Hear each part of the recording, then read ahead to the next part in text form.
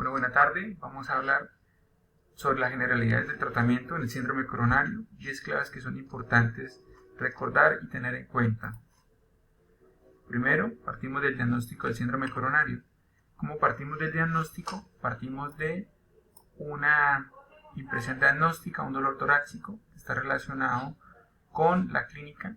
Importante tener en cuenta que hay dolores típicos relacionados con dolor opresivo, disconfort en la zona anterior del pecho, con irradiación hacia la cara, hacia el hemicuerpo principalmente izquierdo, y hay unos síntomas atípicos que son hiperhidrosis principalmente o dificultad respiratoria que se presentan en pacientes de grupos especiales como diabéticos, hipertensos o adultos mayores o mujeres. Las otras personas, los otros grupos presentan toda la manifestación. Entonces, lo primero es un dolor torácico o un equivalente coronario. Lo segundo que tenemos que hacer cuando abordamos un tipo de paciente con dolor torácico es el trazo electrocardiográfico. Tenemos que definir dos cosas principalmente.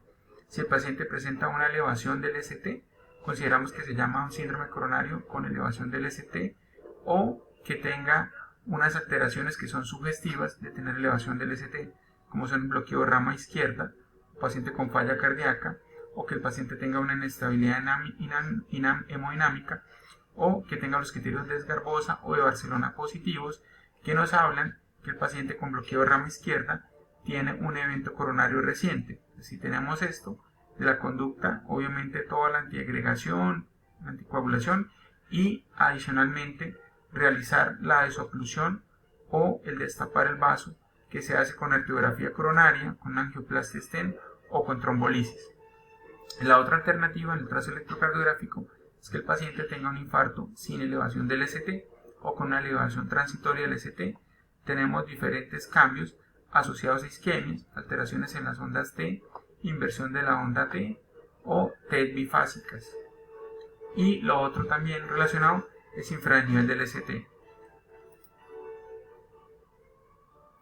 Entonces, alteración del segmento ST persistente, tenemos estas características. O un infarto sin elevación del ST. El infarto sin elevación del ST, entonces podemos tener un electrocardiograma completamente normal en un porcentaje de un 5 o 10% de pacientes, o con alteraciones de depresión del segmento ST o con ondas T isquémicas.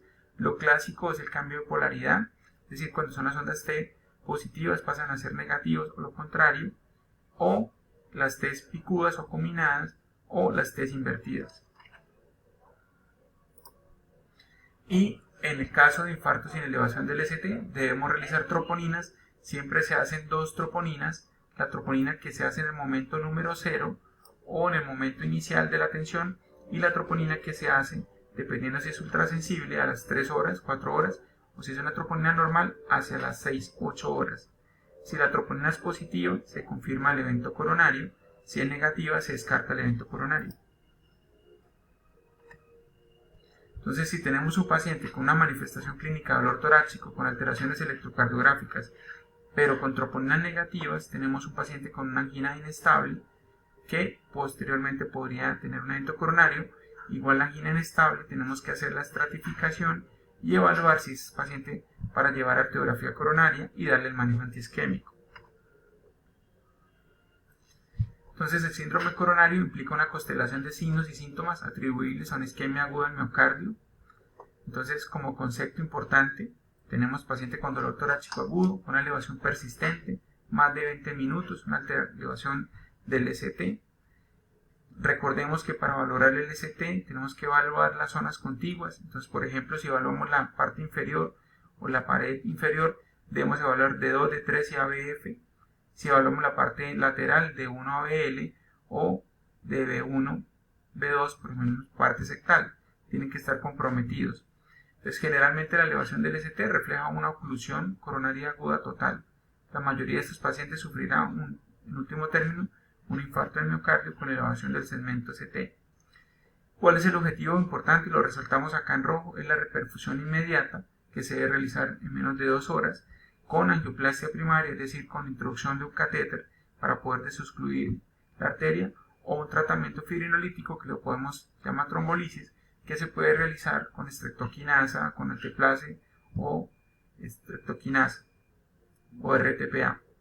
Y el otro escenario es el síndrome coronario sin elevación del ST. Es un paciente con dolor torácico agudo, pero sin elevación persistente del ST. En estos pacientes los cambios electrocardiográficos pueden incluir la elevación transitoria del segmento CT, una depresión persistente o transitoria del segmento CT, una inversión de las ondas T planas. Entonces, primero, los pacientes que llegan a urgencias con síndrome coronario eran pacientes vulnerables con placas vulnerables.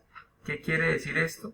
Que hay pacientes que reciben un infarto que se ocluye la arteria y el paciente, su sistema fibrinolítico se encarga de tratar o de enfrentarse a este problema y desocluye las arterias y el paciente puede fluir adecuadamente su perfusión o su sangre y no se infarta. Pero los pacientes que llegan a urgencias son pacientes vulnerables con unas placas más vulnerables que logran tener el evento coronario.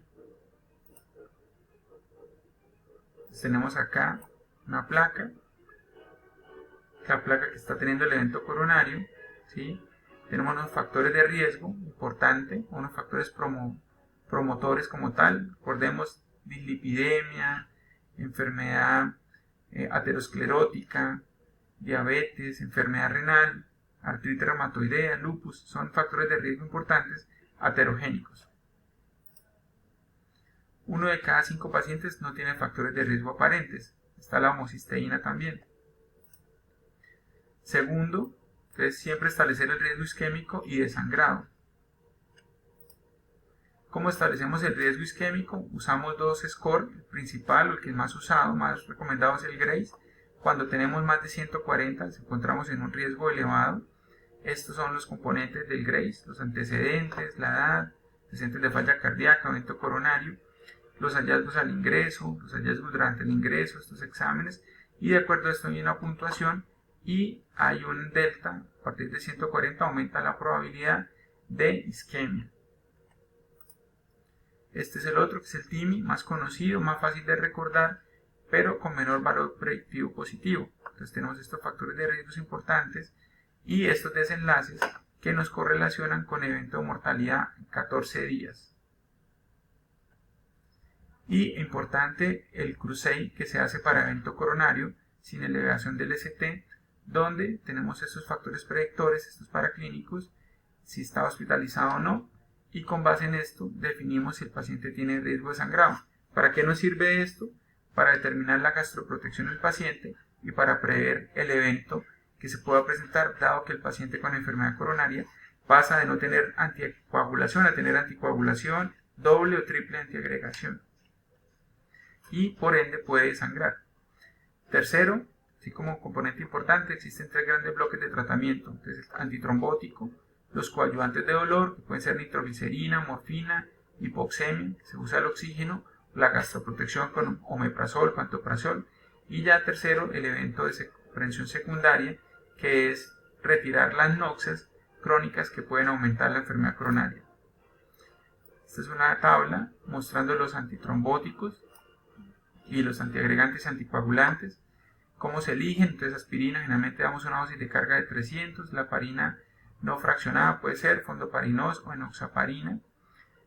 Tenemos el inhibidor P2Y2, se le adiciona adicionalmente, puede ser prasugrel o ticagrelor o copridogrel, cualquiera de estos tres, o cangrelor en el momento de la intervención coronaria percutánea. Entonces damos la aspirina más un inhibidor de la P2Y2, cualquiera de estos. El más conocido es el clopidogrel, que se usa más frecuentemente. Esta es una gráfica mostrando los principios de la trombogénesis. Entonces, cómo actúan acá el clopidogrel, prasugrel. Actúan de esta forma. Aquí actúa la aspirina en el nivel del COX-2. Se actúa acá a nivel del fibrinógeno con estos fármacos, axizimab, tirofiban o etifapide. Esto lo hace generalmente el hemodinamista dentro de ya su proceso de cateterismo. Podemos inhibir también la trombina a través de la heparina de bajo peso o la heparina de bajo peso molecular. También se puede usar el fondoparinós aquí para inhibir la titomina 3. Usamos también este medicamento, no está disponible en Colombia, la viladuridina o la vigatran. o podemos usar anticoagulantes como el rivaroxaban. Es una tabla mostrando los diferentes antiagregantes y mostrando cómo cuando se compara la aspirina contra el placebo es mejor la aspirina, que está el dato estadísticamente significativo, y cómo cuando se compara el clopidogrel comparado con placebo o con aspirina va mejorando el reporte. Por ende, en estos momentos se recomienda la combinación mínimo de aspirina con clopidogrel. Estos datos son más del ticagrelor, estudio Plateau y Pegasus, mostrando cómo se comparan con clopidogrel y se muestra mayor efectividad a favor del ticagrelor, y acá se comparan el prasugrel con el clopidogrel, mostrando también mayor efectividad del prasugrel en comparación con el clopidogrel. Esta es una tabla mostrando los diferentes terapias antiplaquetarias. Está la aspirina, está el clopidogrel, prasugrel, ticagrelor. Se muestra su efecto de reversibilidad de la aspirina, del clopidogrel. El ticagrelor es reversible. Hay un nuevo antiagregante que es el Vorapaxar, que es reversible y que inhibe el receptor 1 de la proteasa activada. No está disponible en Colombia en estos momentos. Podría adicionarse como un tercer antiagregante, o sea, podríamos tener aspirina, clopidogrel o prasugrel más Vorapaxar para realizar un efecto de mayor antiagregación. Este es un estudio, un resumen de estudios de anticoagulantes y antiagregantes, mostrando cómo con las diferentes combinaciones de aspirina, placebo, con heparina, va mejorando el efecto de antiagregación, pero puede aumentar el efecto de sangrado. Entonces hay que sopesar en la balanza la antiagregación y la anticoagulación con respecto al riesgo de sangrado, y por eso en algunos escenarios hay que usar el efecto gastroprotector. Cuarto punto, pues, aunque la eficacia relativa favorece a prasugrel más que prasugrel o más que ticagrelor, más que clopidogrel, este medicamento solo puede usarse si la anatomía coronaria es conocida y en pacientes no frágiles, porque si no puede inducir más el riesgo de sangrado. La mayoría de las instituciones de primer y segundo nivel solo se dispone de clopidogrel. Y con respecto a la dosis de clopidogrel, tenemos que generalmente la dosis de carga es de 300, pero en adultos mayores de 75 años se da solamente 75 miligramos, y depende de la angioplastia se dan dosificación hasta de 600 miligramos en síndrome coronario con elevación del ST y en síndrome coronario sin elevación del ST. Este es un artículo mostrando cómo se compara la efectividad del ticagrelor y el clopidogrel, y va a favor del ticagrelor. Pero, ¿qué pasa? En pacientes mayores de edad presentan mayor riesgo de sangrados, entonces deberíamos dar mejor clopidogrel en ese grupo de pacientes para evitar que por su fragilidad presenten sangrado gastrointestinal. 5. La terapia coadyuvante con oxígeno solo para pacientes con hipoxemia con saturación menos del 90%, de resto no se debe indicar el oxígeno. Acá está mostrando un estudio que concluye, un metaanálisis, cómo la revisión sistemática demuestra que el oxígeno no beneficia a los pacientes con evento coronario solo si presentan saturación por debajo del 90%. 6. La terapia coadyuvante se debe preferir nitroglicerina sobre la morfina para aliviar el dolor, dado que el efecto de morfina combinado con el dolor puede tener un efecto negativo y no disminuye como tal la mortalidad. Acá vemos, por ejemplo, una combinación de ticagrelor con morfina o con metoclopramida, cómo disminuyen los niveles sanguíneos, por lo tanto disminuye la antiagregación. Esta es la mona clásica conocida, entonces ya no es válida, ya hay que incluir más medicamentos aparte de los clásicamente reconocidos.